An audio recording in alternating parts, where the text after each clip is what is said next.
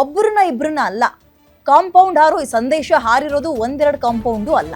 Guarantee ನ್ಯೂಸ್ನಲ್ಲಿ ಮತ್ತೊಬ್ಬ ಸಂತ್ರಸ್ತೆಯನ್ನ ಮಾತನಾಡಿಸುವ ಪ್ರಯತ್ನವನ್ನ ನಾವು ಮಾಡ್ತೀವಿ.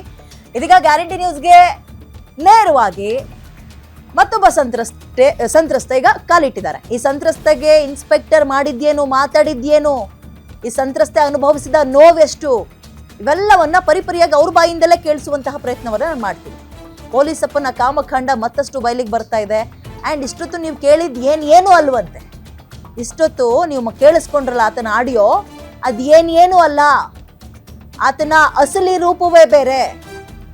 ಕಂಡು ಹೆಣ್ಣು ಮಕ್ಕಳು, ಆಕೆಗೆ ವಯಸ್ಸಾಗಿದ್ರು ಅಷ್ಟೇ, ಆಕೆಗೆ ತಲೆಯಲ್ಲಿ ನೆರೆ ಕೂದಲು ಅಂದ್ರೆ ಬಿಳಿ ಕೂದಲು ಬಂದಿದ್ರು ಅಷ್ಟೇ, ಆಕೆಯೂ ಬೇಕು ಆತನಿಗೆ ಅನ್ನುವ ಆರೋಪ ಆತನ ಮೇಲೆ.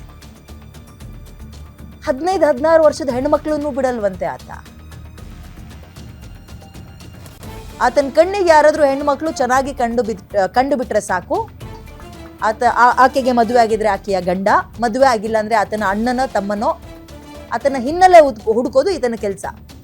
ಹಿನ್ನೆಲೆ ಹುಡುಕಿ ಇಲ್ದಲ್ಲಿರೋ ವಿಷಯದಲ್ಲಿ ಅವರನ್ನ ಫಿಟ್ ಮಾಡೋದು, FIR ಹಾಕೋದು, ಆಮೇಲೆ ಹೆಣ್ಮಕ್ಳನ್ನ ಸ್ಟೇಷನ್ಗೆ ಕರ್ಸ್ಕೊಳ್ಳೋದು. ಏನಕ್ಕೆ? ಕಾಂಪ್ರಮೈಸ್ಗೆ ಅಂತ. ಅದಕ್ಕೆ ಬಳಸ್ಕೊಳ್ತಾ ಇದ್ದಿದ್ ಯಾರನ್ನ? ನೇರವಾಗಿ ನಮ್ಮ ಗ್ಯಾರಂಟಿ ನ್ಯೂಸ್ಗೆ ಇದೀಗ ಈ ಇನ್ಸ್ಪೆಕ್ಟರ್ ಸಂದೇಶ್ ಯೂನಿಫಾರ್ಮ್ ಹಾಕೊಂಡು ಮಾಡಿದ್ದೆಲ್ಲ ಬರೀ ಇಂಥ ಹಲ್ಕಟ್ಟು ಕೆಲಸ. ಈತನಿಂದ ಕಿರುಕುಳಕ್ಕೊಳಗಾಗದಂತಹ ಮತ್ತೊಬ್ಬ ಹೆಣ್ಣುಮಗಳು, ಮತ್ತೊಬ್ಬ ಸಂತ್ರಸ್ತೆ ನಮ್ಮ ಸ್ಟುಡಿಯೋದಲ್ಲಿ ಜಾಯ್ನ್ ಆಗಿದ್ದಾರೆ. ವೆಲ್ಕಮ್ ಮಾಡ್ಕೊಳ್ತೀನಿ. ವಿನೋದ್ ಪಿಂಟೋ ಅವರ ಪತ್ನಿ ಈಕೆ. ನಮಸ್ತೆ ಮೇಡಮ್, ಕಾರ್ಯಕ್ರಮಕ್ಕೆ ಸ್ವಾಗತ. ನೀವು ಮಾತಾಡಿದ್ದು ಕೂಡ ನಾನು ಇಷ್ಟೊತ್ತು ಕೇಳ್ಪಟ್ಟೆ.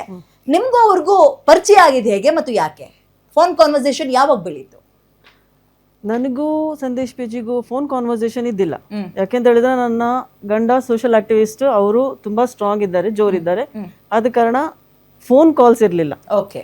ಬೇರೆಯವರನ್ನ ಮನೆ ಕಳಿಸಿ ನೀನು ಬರಬೇಕು, ನೀನು ಈ ಥರ ನಿನ್ನ ಕಂಪ್ಲೇಂಟ್ ಇದ್ರೆ ಇದು ಸಾಲ್ವ್ ಮಾಡ್ತೀನಿ ನಾನು, ನೀನು ಬಾ, ನನ್ನ ಜೊತೆ ಬಾ ಅಂತೇಳಿ ಬೇರೆಯವ್ರ ಹತ್ರ ಹೇಳಿ ಕಳಿಸಿದ್ದುಂಟು. ಹಾಗಾಗಿ ನಾನು ಅದನ್ನು ರಿಜೆಕ್ಟ್ ಮಾಡಿದ್ದಕ್ಕೆ ನನ್ನ ಯಜಮಾನ್ರನ್ನ ಫೇಕ್ ಕಂಪ್ಲೇಂಟ್ ಕೊಡಿಸಿ ಅರೆಸ್ಟ್ ಮಾಡಿಸಿದ್ದಾರೆ. ನಿಮ್ದು ಏನ್ ಪ್ರಾಬ್ಲಮ್ ಇತ್ತು? ನಮ್ದು ಫ್ಯಾಮಿಲಿ ಡಿಸ್ಪ್ಯೂಟ್ ಇತ್ತು. ಓಕೆ. ಎಷ್ಟು ವರ್ಷದಿಂದ? 2023 ಇಂದ ಒಂದು ಫ್ಯಾಮಿಲಿ ಡಿಸ್ಪ್ಯೂಟ್ ಇತ್ತು. ಆ ಫ್ಯಾಮಿಲಿ ಡಿಸ್ಪ್ಯೂಟ್ ಅಲ್ಲಿ ನಾನು ನನ್ನ ಗಂಡನ ಅಣ್ಣನ ಮೇಲೆ ಕಂಪ್ಲೇಂಟ್ ಕೊಟ್ಟಿದ್ದೆ. ಓಕೆ. ಆ ಅಣ್ಣನ ಹೆಂಡತಿ ನನ್ನ ಗಂಡನ ಮೇಲೆ ಕಂಪ್ಲೇಂಟ್ ಕೊಟ್ಟಿದ್ರು. ಸರಿ. Okay okay. ವಾರಗಿತ್ತಿಯರು ಅಂತಾರಲ್ಲ. ಕಂಪ್ಲೇಂಟ್ ಕೊಟ್ಟರು. ಆಮೇಲೆ ಏನಾಯ್ತು, ನಾನು ಹೋಗಿ ವೆನ್ಲಾಕಲ್ಲಿ ಅಡ್ಮಿಟ್ ಆದೆ. 3 days ವೆನ್ಲಾಕಲ್ಲಿ ಇದ್ದೆ. ತುಂಬ ಹಿಂಸೆ ಆಗಿತ್ತು, ತುಂಬ ಟಾರ್ಚರ್ ಕೊಟ್ಟಿದ್ರು ಅಂತೇಳಿ ನಾನು ವೆನ್ಲಾಕಲ್ಲಿ ಅಡ್ಮಿಟ್ ಆದೆ. ಅಲ್ಲಿಂದ ಡಿಸ್ಚಾರ್ಜ್, ಅದು ಪೊಲೀಸ್ ಅವರು ಬಂದು ಸ್ಟೇಟ್ಮೆಂಟ್ ಎಲ್ಲ ತಗೊಂಡು ಡಿಸ್ಚಾರ್ಜ್ ಎಲ್ಲ ಆಗಿ ಬಂದೆ. ಅದಾದ ನಂತರ ಮನೆಗೆ ಇವರು ಡ್ರೈವರನ್ನು ಕಳಿಸಿದ್ರು. ಇನ್ಸ್ಪೆಕ್ಟರ್ ಡ್ರೈವರನ್ನು, 8 ವರ್ಷದಲ್ಲಿ ಜೊತೆಗಿದ್ದ ಡ್ರೈವರನ್ನು ಕಳಿಸಿದ್ರು. ಅವರೆಲ್ಲ ಬರ್ತಾ ಇದ್ದಿದ್ದು ಸ್ಟೇಷನ್ ಜೀಪ್ ಅಲ್ಲೇನಾ ಅಥವಾ ಓನ್ ವೆಹಿಕಲ್ಗಳಲ್ಲಿ ಬರ್ತಾ ಇದ್ರ? ಮನೆ ಹತ್ರ ಅವನು ಯಾವುದೋ ಒಂದು 2 wheeler ಬಂದಿದ್ದ. ಸರಿ. With uniform? ಇಲ್ಲ, ಇನ್ಸ್ಪೆಕ್ಟರ್ ಬಂದಿದ್ದಲ್ಲ. ಅಲ್ಲಲ್ಲ, ಅವ್ರ ಡ್ರೈವರ್ಗಳು? ಇಲ್ಲ, ಸಿವಿಲ್ ಡ್ರೆಸ್ ಅಲ್ಲಿ. ಓಕೆ. ಬಂದಿದ್ರು, ಹೇಳಿದ್ರು ನಿಮ್ಮ ಹೀಗೆ ಕಂಪ್ಲೇಂಟ್ ಇದೆಯಲ್ಲ, ನಿಮಗೆ ಬಿ ರಿಪೋರ್ಟ್ ಹಾಕಲಿಕ್ಕೆ ನೀವು ಸ್ಟೇಷನ್ನಿಗೆ ಬರಬೇಕಂತ. ನಾನು ಬರಲ್ಲ, ಅವಾಯ್ಡ್ ಮಾಡಿದೆ, ನಾನು ಬರಲ್ಲ ಅಂದೆ.